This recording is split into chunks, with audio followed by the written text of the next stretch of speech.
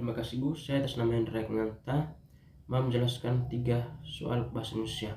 Soal pertama, apa yang kamu ketahui tentang kalimat efektif? Kalimat efektif adalah kalimat yang mudah dipahami oleh orang lain dengan tepat. Kalimat yang dimaksud di sini adalah kalimat yang bisa dalam bentuk tulisan maupun bentuk tulisan. Kemudian nomor 2, apa perbedaan kalimat topik dengan kalimat penjelas?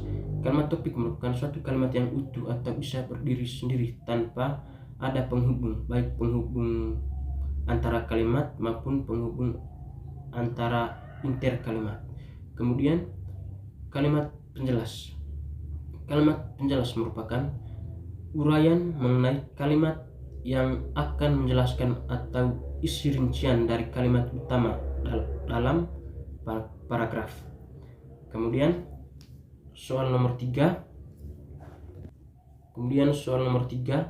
jelaskan 3 syarat kalimat yang baik. Yang pertama, kesatuan. Kesatuan adalah kalimat yang mengandung setiap paragraf hanya terdapat satu gagasan utama yang diwujudkan dalam kalimat utama. Kemudian kepaduan.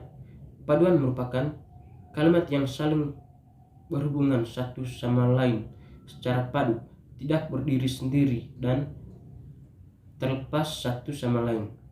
Kemudian kelengkapan. Kelengkapan adalah kalimat penulis yang sangat tepat, baik dan lengkap terhadap paragraf tersebut. Terima kasih, itu saja jawaban saya. Baik Ibu, nama saya Maria Destiana Tefnai. Saya akan menjawab tugas bahasa Indonesia nomor 1 sampai nomor 3. Nomor 1 soalnya, apa yang kamu pahami tentang kalimat efektif?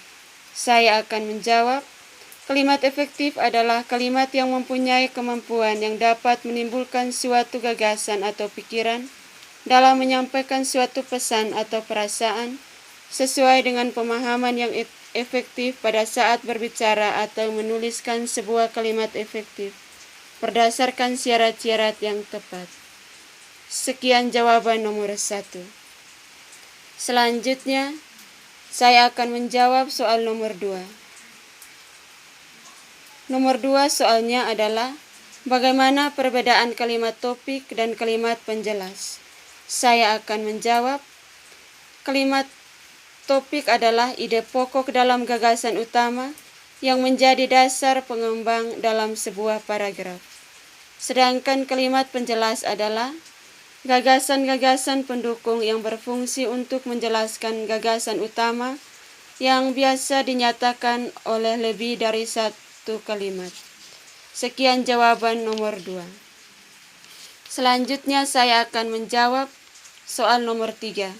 Soal nomor 3 adalah apa saja syarat paragraf yang baik.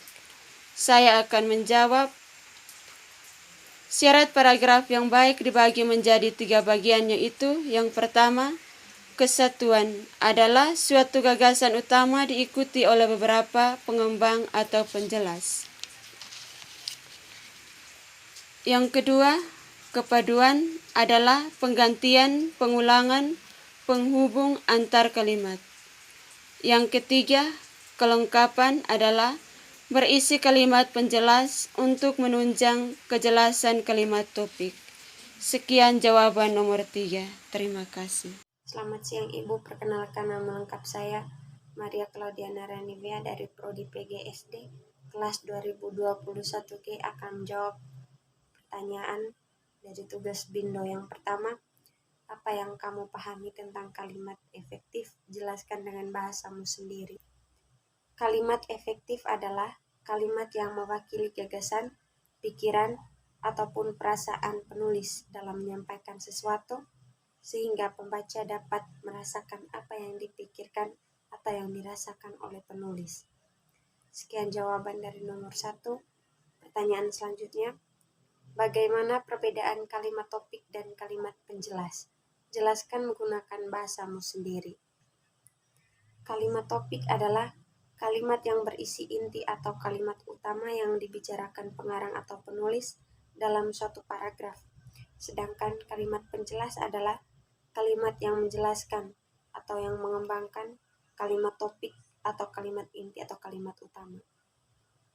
Sekian dari jawaban nomor 2. Pertanyaan selanjutnya, apa saja syarat paragraf yang baik dan benar? Jelaskan menggunakan bahasamu sendiri.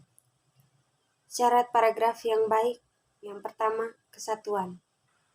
Kesatuan merupakan paragraf yang mengandung gagasan utama, diikuti oleh beberapa gagasan pengembang dan penjelas.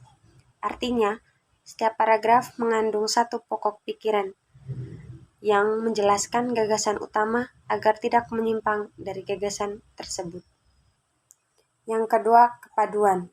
Kepaduan artinya sebuah paragraf disebut padu apabila kalimatnya dirangkai dengan baik dan harus ada sarana pengait kalimat seperti pergantian, baik itu kata ganti ataupun kata petunjuk yang pengulangan dalam arti mengulang bagian kalimat sebelumnya serta kata penghubung.